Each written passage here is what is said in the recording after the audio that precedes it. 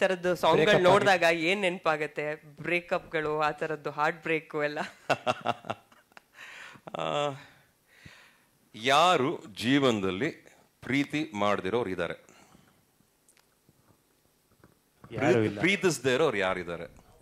ನೋವಾಗದಿರೋ ಮೋಕ್ಷಿ ನಾನು just one love ಬಗ್ಗೆ ಮಾತಾಡ್ತಾ ಇದ್ದೀನಿ. 10-20 ಅಲ್ಲ. ಪ್ರಾಪರ್ ಆಗಿ ಒನ್ ಲವ್ ಸಿನ್ಸಿಯರ್ ಆಗಿ ಮಾಡಿ, ನೋವಾಗಿ, ಹರ್ಟ್ ಆಗಿ ಮತ್ತೆ ರೀಮ್ಯಾಚ್ ಆಗಿರೋದು. ನೀನ್ ಬಿಡುಚಿನ, ನೀನ್ ಬೇರೆ ತರ ಅದು ಬೇಡ.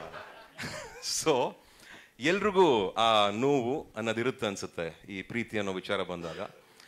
ಬಹುಶಃ ನನಗೂ ಆಗಿದೆ, ನಂದೇ ಆದಂಥ ಎಕ್ಸ್ಪೀರಿಯನ್ಸ್. ನಾನು ಲವ್ ಮಾಡಿದ್ದೀನಿ, ನಾನು ಲವ್ ಮಾಡೇ ಮದುವೆ ಆಗಿದ್ದು. ನನಗೂ ಅದ್ರ ಅಣುಕು ತುಣುಕುಗಳೆಲ್ಲ ನನಗೂ ಸ್ವಲ್ಪ ಎಕ್ಸ್ಪೀರಿಯನ್ಸ್ ಇದೆ. ಎಲ್ಲೆಲ್ಲಿ ನೋವಾಗಿತ್ತು, ಎಲ್ಲೆಲ್ಲಿ ಬೇಜಾರಾಗಿತ್ತು, ಎಲ್ಲೆಲ್ಲಿ ಖುಷಿ ಆದ್ವಿ.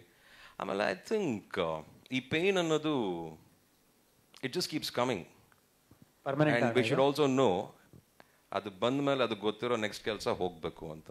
ಸೊ ಅದಕ್ಕೆ ಬರೋದೇ ಹೋಗೋಕ್ಕೆ. So I think that is what life is. And don't worry about other things.